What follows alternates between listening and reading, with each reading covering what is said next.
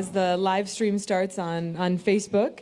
My name is Katie Hill. I'm a Global Director for Power and Strategic Initiatives at Liquid Telecom. I'm based in Nairobi. And I've been told to tell you that if you would like to tweet about this event, you should tweet at Business for SDGs.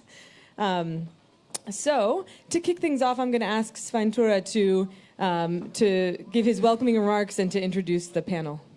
Thank you. Thank you so much. I'm really excited to be here today, and I want to thank each and every one of you for joining us. I'm just quickly going to introduce the people that we have on stage here.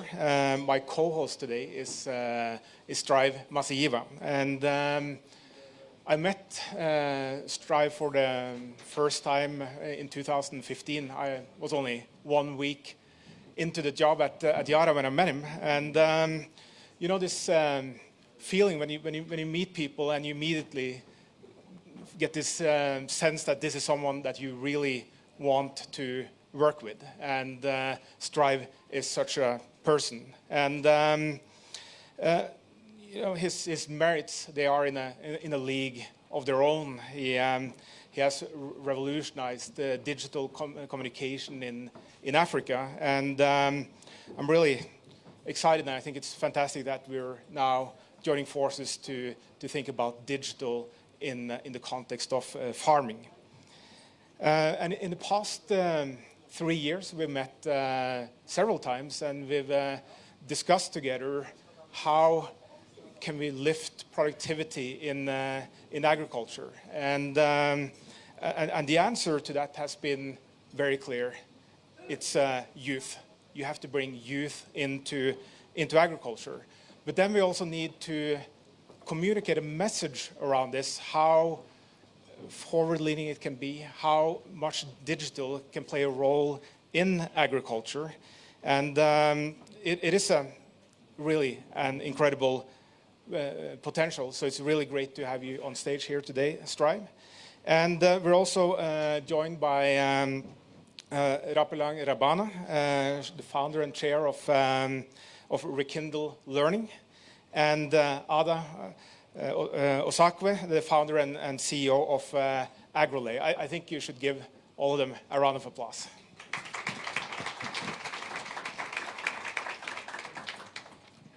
So Africa is at a crossroads right now, and down one road there's increased poverty, there's increased instability, but down the other road we see entrepreneurs, we see breakthrough technologies, we see ventures, and we see growth.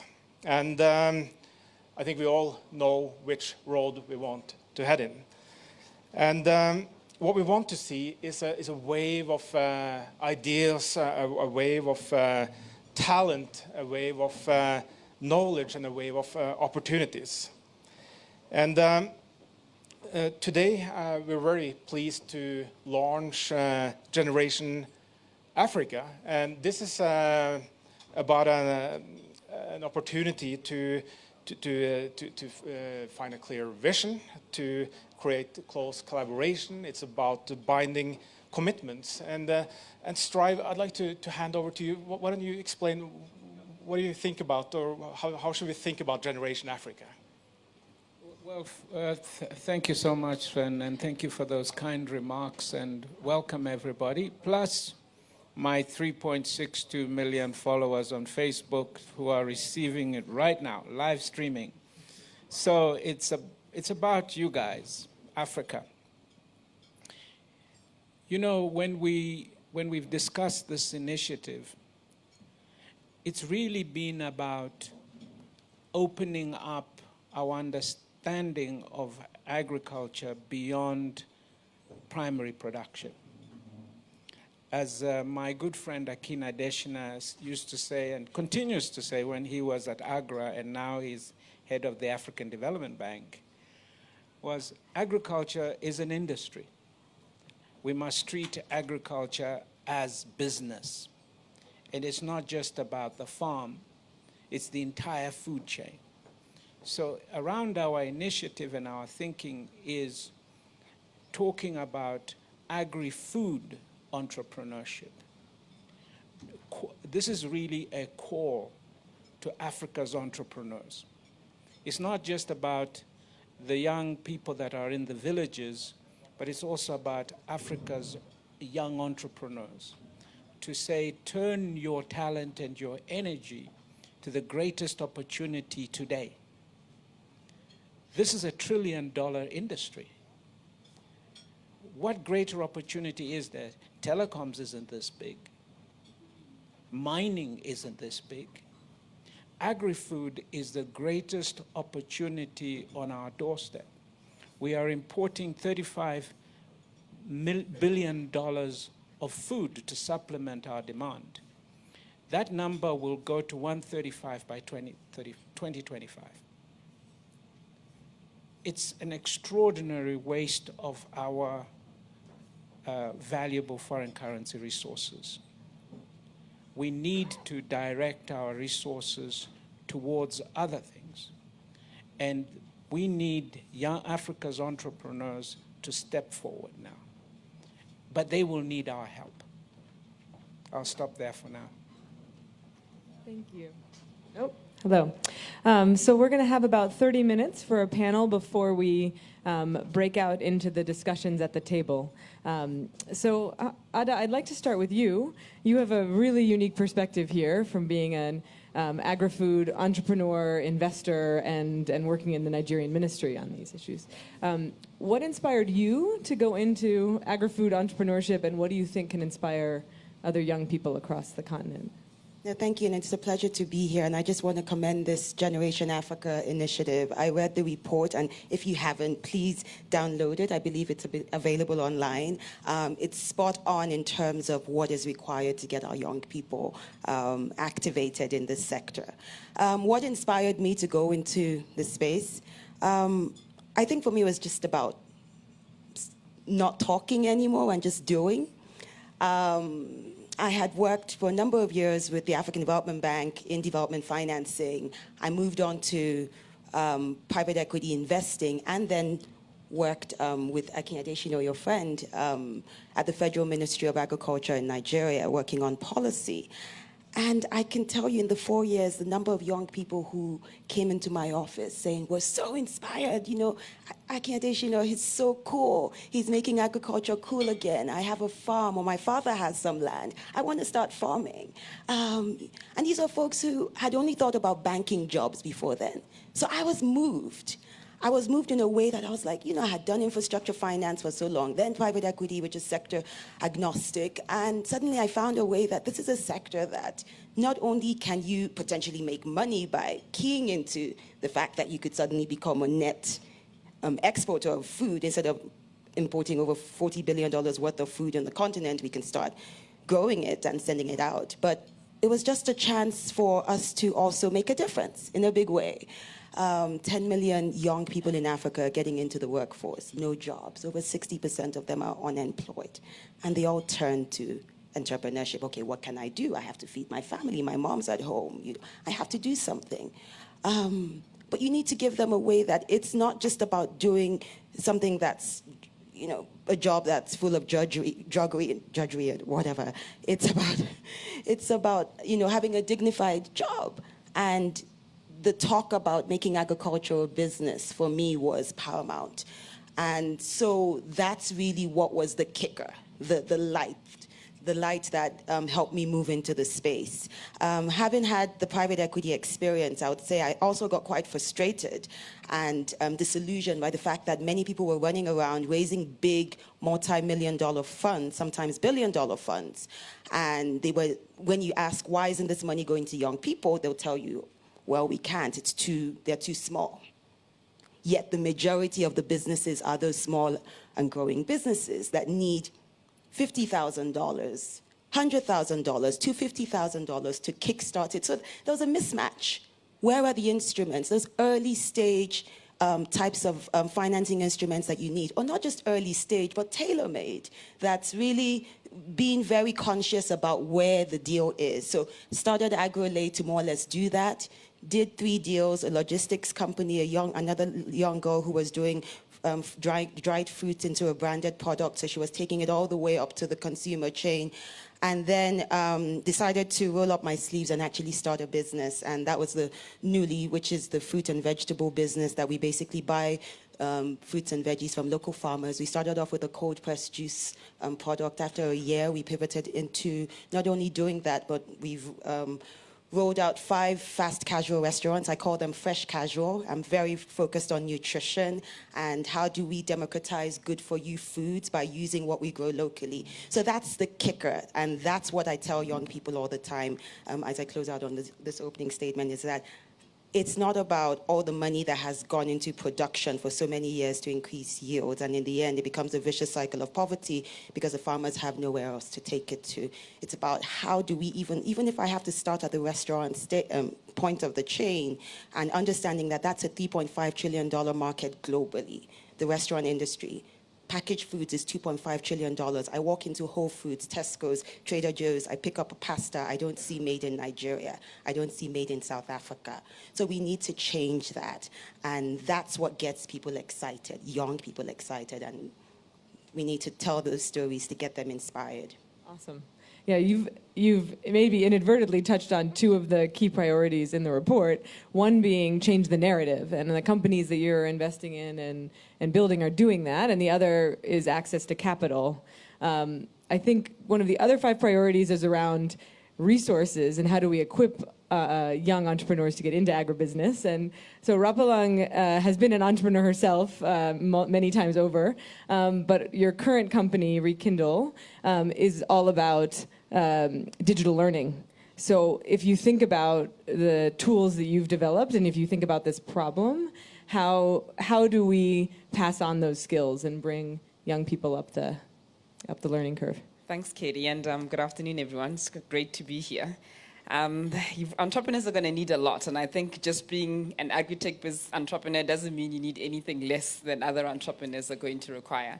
A lot of the work that we've been doing at Rekindle Learning is really to try and shift how we master new skills and get new knowledge. You know, it's no longer about sitting in a classroom or in a 2-day workshop, but creating micro-learning experiences that one can do on their phone, especially if you are in a remote farm, for example, and learn about new fertilizers or farming techniques and the like. And hopefully we'll get to do a lot more work in agri-tech and amongst sort of the other sectors. And I think those skills or basic sort of knowledge skills is going to be critical for all sort of agri-tech farmers. But I think beyond that, they will need to really master some strong digital literacy skills. I think they're really going to be able to have to understand how to use digital technologies like data analytics and machine learning to farm better, essentially. And I'm seeing some very amazing platforms and applications.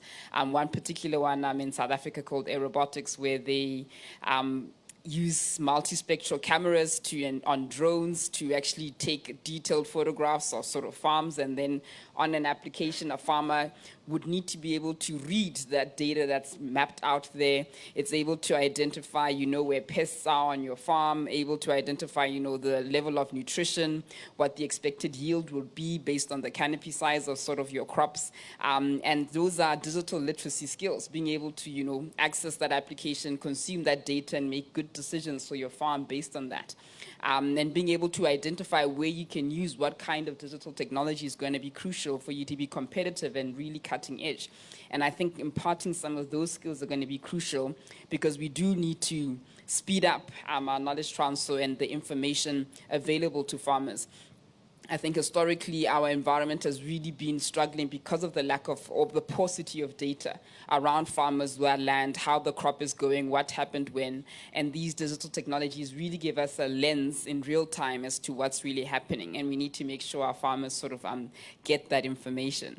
I think the only other element for me and what the report spoke about was the inspiration and element of it. I think a lot of the work that we do in entrepreneurship isn't so much the academic and the technical information, but also work on the mindset. Ultimately, to really pursue a career like this, you also need to believe that, one, that you are capable in and of yourself, and that, two, that agri-tech could actually give you a sustainable career for you and your family. These are fundamental beliefs that must actually be deeply discussed and understood and provide mentorship and role models for people to see that that is possible. Otherwise, we're just, giving information and not working on sort of the limiting beliefs that would actually stop someone getting in. Awesome. Thank you, Rapelang. And I guess, when people in the more conventional way of thinking about education and skills training, you don't automatically go to the digital skills and the importance of data. And I think, probably all businesses on the continent won't be successful without that next level. And it sort of goes into my next question for Sventura around, what are the most disruptive innovations that will be necessary to really have this be not, small-scale innovation in a cottage industry, but be transformative for employment and economics? Well, first of all, let me just say that I really get inspired when I hear the stories from Ada and Rapelang on just seeing the opportunities, grabbing those and starting businesses. And there is tremendous, there are tremendous opportunities out there. But then we have to think about this as agri-business, as Strive said in his opening remarks. $35 billion leaving Africa every year to pay for food that could be used for employment in Africa, and that's going to grow even more in the next few years, up to $100 billion. But it has a huge potential both in Africa, but I see opportunities outside Africa as well, developing technologies to solve issues in Africa that will work elsewhere as well for smallholder farmers in Latin America and in Asia, and also for bigger scale farmers. But looking at what we need now it's technologies to make the everyday life of the farmer simpler. It's incredibly complex to be a farmer because there's so many variables that need to be taken into consideration, and we need to create that reach. And that's where I'm also optimistic, because digital enables that. Strive has pioneered digital communications in Africa. Through that, we can convey messages and also advice on how to do farming easier. And that's an area that I really encourage more innovation and more entrepreneurship among the youth. And then it's connecting farmers to the markets. And also from a personal experience, in this meeting with smallholder farmers that have followed the advice, they have increased their yields by multiples, not just small incremental increases, by 5-6 times, and then there's no market for it. And to see a farmer following in the advice and ending up with the food rotting in the shed, it's just heartbreaking. So innovation that helps to connect farmers with the markets, the logistics part of it, it's an area where we need even more innovation. Thank you. That's extremely helpful. And I guess to that point around market linkages and the other pieces of the puzzle, Strive, I'm wondering if you can speak about what needs to be done to support small and growing businesses at each stage of that growth, and is being an agri-food business any different from being a business in technology and telecommunications at this point? That's a good question. And the simple truth is no. What is needed there for the entrepreneurs in the agri-food sector is no different from entrepreneurs in any other sector. What we need to harness right now is what I have been saying about the agri-food sector when we talk about jobs is that it is the low-hanging fruit today. Somebody mentioned earlier on a statistic that there are 10 million young people coming onto the job market in Africa a year. That's roughly about 1 million young people turning 18 every month. That's an extraordinary number of young people to whom we must create jobs. And it's complex. As for policymakers looking around for what are the easiest tools that we can pick up, it is going to be in the agri-food sector, because the demand is there. But the paradox we have is that young people are not going into agriculture. We have a problem that if you go particularly into primary agriculture, it is being done by women, and they're getting older. It's a drudgery. The women that are in agriculture don't have access to land, to ownership of land. And to be honest with you, neither do young people. If you're a young person today and you decide to go into agriculture because you're a skilled person with a passion for agriculture, you may not get to the land except through inheritance. How do as a young man or young woman today who decides, I'm going onto the land, in most African countries, we have not put in place a framework for transparent access to land for young people, let alone young women. Okay, so we've got to break through on policy and begin to make some bold decisions to say, if we're going to get young people into agriculture, well, let's give them land, because that's the primary thing. Let's give them access to land, not free land, but access to land. Because anything you get for free, you may not necessarily value. Okay? We need to open up access to land. And we need to open up access to capital. But before we access capital, you start with skills. You're not born with the skills to farm. I was talking to the Prime Minister of Rwanda the other day. He says, we always think that everybody can farm. Well, it's not true. We're not born farmers, okay? We have to skill up people for modern farming, okay? And how to use the modern tools of farming, including improved seeds, soil health, fertilizer, all that, as well as running those farms, however small, as businesses. So the business side of the game, the business skills of looking after your accounts, your balance sheet, all these things need to come through if we are going to transform agriculture in Africa.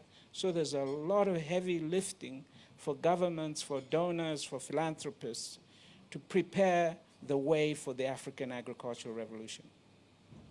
Thank you. I think your point around the access to land and the structural challenges that are getting in the way, I find that sometimes a lot of pressure is put on entrepreneurship to sort of be one of the major forces in helping kind of Africa get to the next level of development and growth.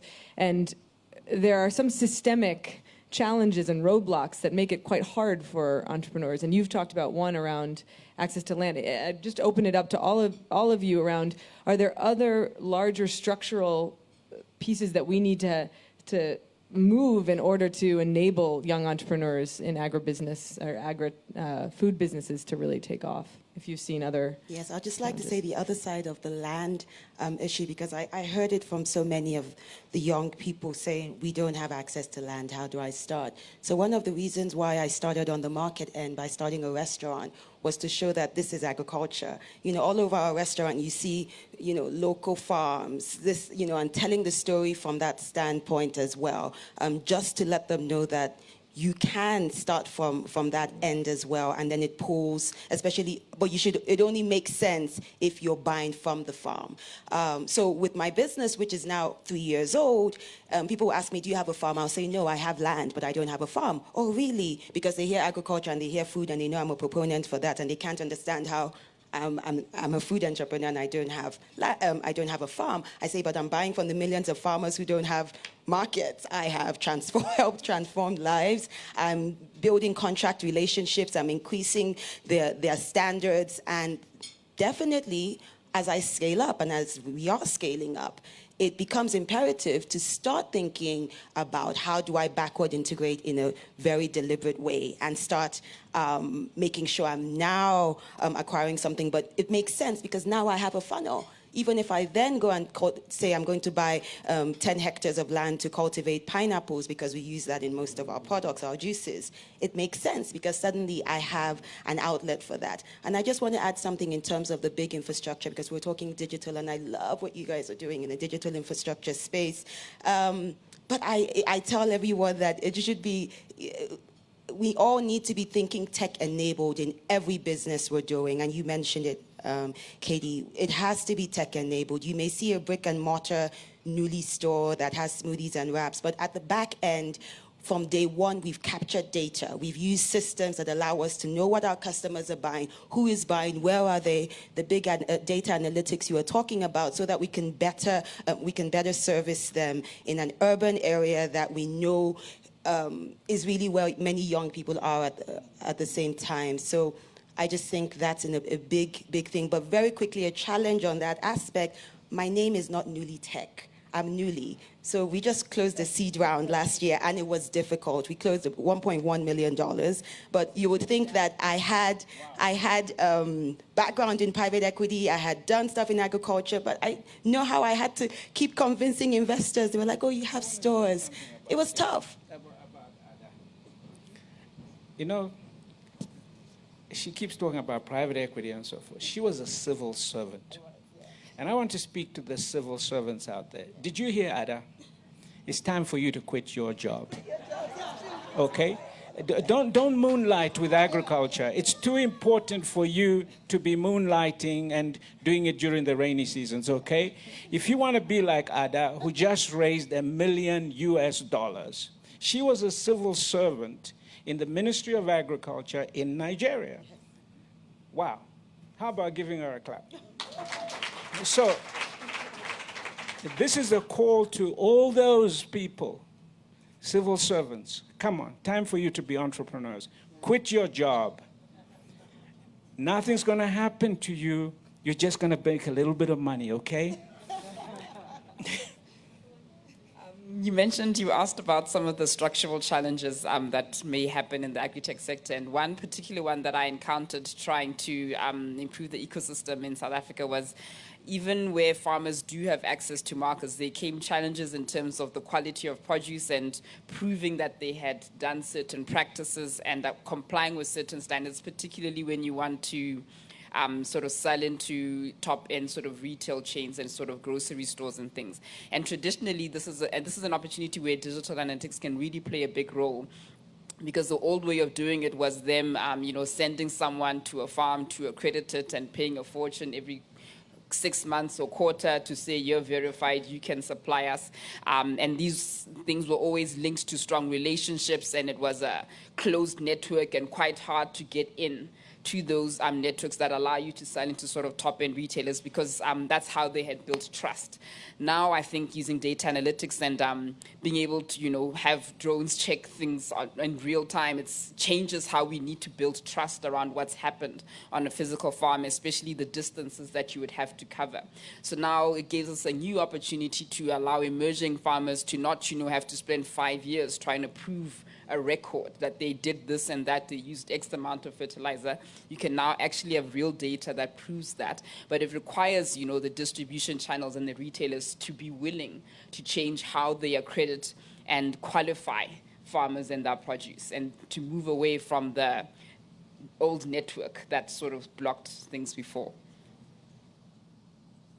I just wanted to add that, what we're listening to here are true entrepreneurs, where most people see problems and obstacles. You turn it around, it's a business opportunity, and I think that's what we're trying to promote here as well. Think of all these issues, all these problems. They're really business opportunities if you just take them and run with it.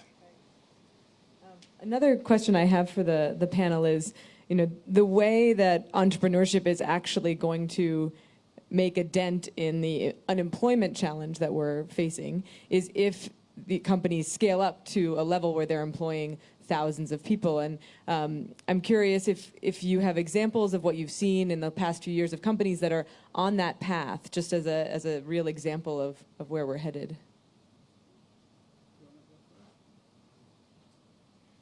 This is the most exciting component of it, because we're talking about entrepreneurship in agri-foods. So you listened to Ada speak a little earlier on. And by the way, a couple of years ago, I featured her as one of the great women entrepreneurs of Africa. Remember that? Yes, I would never forget that. So I'm sitting between two rock stars here. And they're both women. Africa is on the way, I can tell you. So, you know, when you look, for example, on the tech side, what we are seeing is entrepreneurs. I was looking at one this morning, which I thought was really interesting, a crowd called Hello Tractor doing something very similar to what we are looking at, which is an Uber tractor, okay? So smallholder farmers will not own tractors, okay? But these young people are developing platforms, just like Uber. So a smallholder farmer with a smartphone needs a tractor, finds a tractor in their district, somebody comes and does the plowing for them, okay? That is a business. They're doing contract plowing.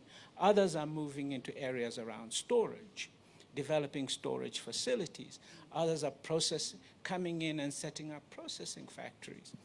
Others are coming in and doing renewable energy. You see, all these technologies, AI, cloud computing, they're all coming into African agriculture. And they're coming much quicker than people realize. And those are the entrepreneurial opportunities. But I'm also saying to the African entrepreneurs, if you don't move in, others will. They'll come in from China and they'll come in from Silicon Valley because this is a great opportunity. And it is going to draw people into it. So you better get started. So Yara today is a company that is 114 years old. We're 17,000 employees and we're operating in 60 countries. But 114 years ago, it was started by an entrepreneur, someone that saw an opportunity in harnessing nitrogen from the air, and that's what started our company. And it was important for the Norwegian economy at the time, and a lot of industries have been able to grow from that initial innovation. Looking at where we are today, we see that we need partnerships to grow. And you can also think of Yara as a partner, but also an opportunity to create scale. We have scale. So if you have a great idea, it is possible to partner. We also have examples of companies that we've bought and integrated into Yara to use these technologies. We're not going to be able to innovate everything ourselves. It's to really use the collective knowledge to drive farming in the right direction. So we see this both as an opportunity to engage in communities, but also as a fantastic business platform going forward to grow together. Great. One more question on my side around access to capital, and this would be in agribusiness or beyond. I found, this is a personal view, that sometimes the capital that's coming from outside of the continent doesn't fully understand the market and the context, may be a little more, maybe excessively demanding in due diligence and the timing to actually deploy that capital. And we still aren't seeing in a lot of parts of Africa local funds and some of the high net worth individuals in Africa setting up funds that are investing in entrepreneurs. And I'm curious if what experiences you all have had and how we unlock local capital that truly understands the opportunities and the challenges in the region. Well, you just raised $1 million. Share us the secret. Where did you raise from, Ada, for example?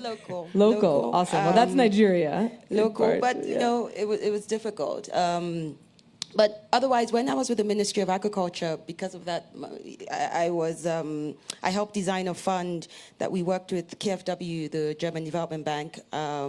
So we put it together as an SME food fund that was more or less focused on earlier stage capital, so smaller ticket sizes, but funding deals across the value chain. What we did as a government at the time was to not, first of all, take government out of things, right? So it was government-enabled, private sector-driven, as Akin says, Additional says all the time. So we helped to facilitate it. We put $20 million as a government into this fund. We escrowed it so that when Additional is not there anymore, when Ada is not there the fund managers could, draw down and have capital calls. Secondly, we made sure we had an RFP process, that it was a private manager. So today they're out there. They raised a further, I think, over 70 million, and the total, they closed at 96.3 million. So it's the Fund for Agricultural Financing in Nigeria. They went on to leverage capital from private, from other development finance institutions. They had two sleeves, so it was TA facility, the technical assistance to provide all the training and the mentorship and the soft capital that's required. But I'm not, increasingly, I'm not a big believer in funds, especially for food and agriculture. I at least closed-end funds, I think we need that patient capital, we need the time. So vehicles that think about permanent capital vehicles, longer-term horizons, as and when you go, tailor-made financing, I think is more important to support and drive this industry. And I'll tell the young people out there who think they can go to their banks. Banks are not great for us in agriculture in Africa. With interest rates where they are, because of high inflation, they would rather put the money in treasury bills. It doesn't make sense, and they are risk-averse. So I would encourage young people all the time to think about family and friends, angel investors. And finally, I think this is maybe a wrap up, I just want to give my last comment here, is as we talk about changing the narrative and inspiring people out there, I think we need to do it not in a closed way, but we need to be open about it. It's not just about inspiring the young folks, it's about them knowing that you would go the bat for them and that you're pushing their agenda. Mr. Masiyiwa, I know you do this very well. You speak up. I think we all need to be activists in a way, use our platforms to speak up. Having been growing a business, we've gone through a lot. I've had the government demolish one of my stores once, and we had to rebuild.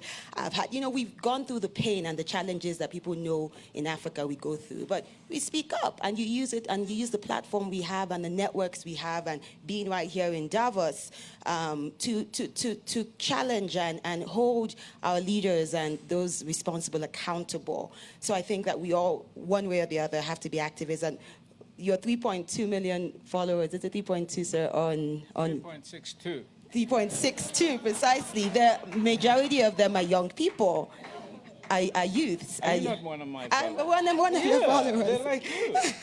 So I think that's powerful in its sense, and what you do to inspire is powerful. Thank you. Well, let me just quickly close on this issue. Because obviously, you recall when we were working with Agra and the Nigerian government.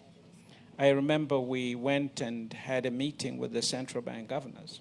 We had a meeting with the central bank governor, the CEOs of all the Nigerian banks, and it was organized by Agra. And we gave them a simple statistic. We said to them, 70% of the jobs in Nigeria are in agriculture. But 1% of your lending is to agriculture. 1%, which is almost universal across Africa, outside of maybe South Africa and a couple of other countries. You've got to raise this figure. They said, okay, we have no security. So we designed the risk-sharing platform, okay? And that opened up, I think, about $3.8 billion for Nigerian smallholder farmers. Okay, so there are policy interventions that you can do as governments.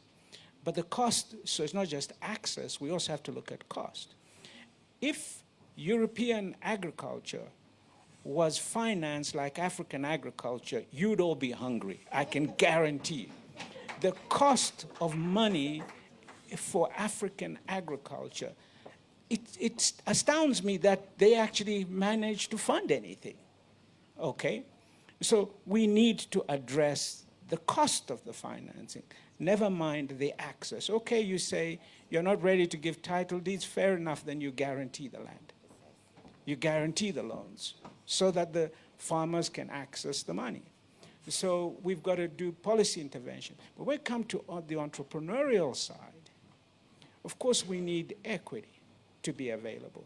We cannot develop mass entrepreneurship in agribusiness with venture capitalists and impact investors coming out of the United States.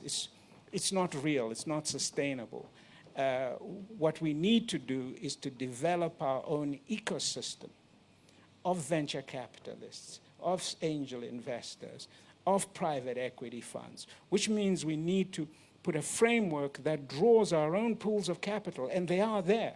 We have insurance companies, we have pension funds that can also be drawn into providing capital for the sector.